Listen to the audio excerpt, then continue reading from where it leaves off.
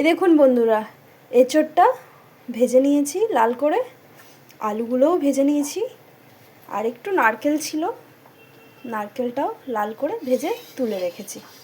এবার তেলটা গরম হতে দিয়েছি, ফোড়নে দিচ্ছি জিরা,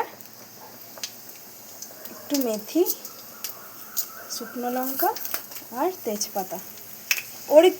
ওই কড়াইটাতেই আমরা ফোড়নটা দিয়ে দিলাম একটু তেল দিয়ে, যেই কড়াইটাতে এঁচোড়গুলো ভেজে তুলেছিলাম। টমেটো, আদা, কাঁচা লঙ্কা পেস্ট করে নিয়েছি।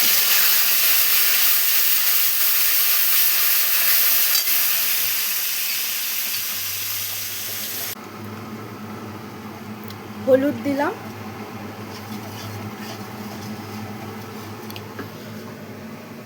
জিরের গুঁড়ো দিচ্ছি,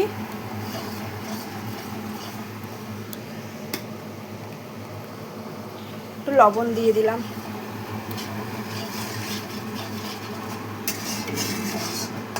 এই যে বন্ধুরা, তেল ছেড়ে দিয়েছে, মশলা ভাজা হয়ে গেছে।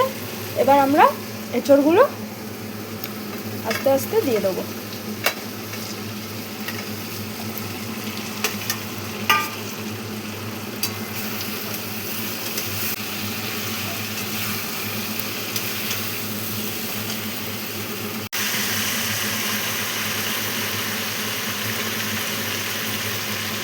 একটু মিষ্টি দিতে পারেন আপনারা, আর একটু শেষে গরম মশলা গুঁড়ো, ভাজা গরম মশলার গুঁড়ো, একটু ঘি।